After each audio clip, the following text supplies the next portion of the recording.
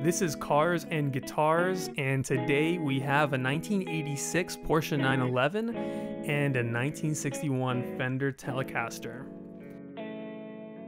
This 1986 911 produces 217 horsepower with its air-cooled and naturally aspirated 3.2-liter flat-six engine.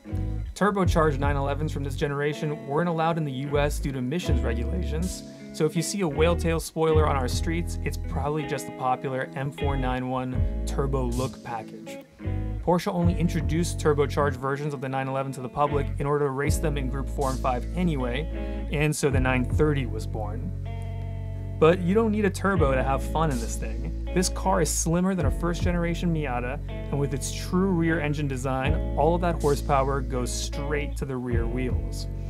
That gives this car a lot of advantages on the straights that easily outweigh the oversteer issues if you know what you're doing. If you don't, all the weight that's sitting in the back of the car can quickly veer you off course as you brake too hard into the middle of a turn.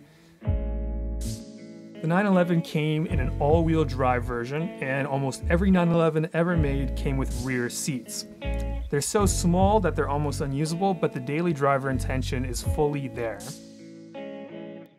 Even by late 1980s standards, this model looks particularly vintage for a sports car. It's in the last generation before the 911 got a full makeover, so compare this 1986 911 to the 959 introduced the same year.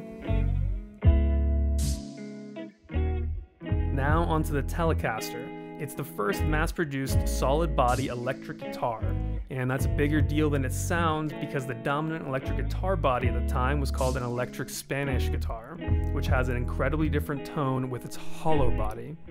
Until the Telecaster came out, Fender had only been making lap steel guitars. So the Telecaster was also the first guitar to have two pickups, one for the bridge and another for the neck. These guitars were also the first to have pickups with 6 magnets, one for each string. The Telecaster also has a unique adjustable bridge allowing for better intonation, so this guitar is much more innovative than it gets credit for.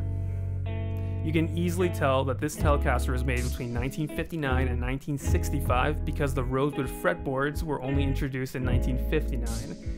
And they changed its headstock after CBS acquired Fender in 1965, making the Telecaster logo 10 times bigger.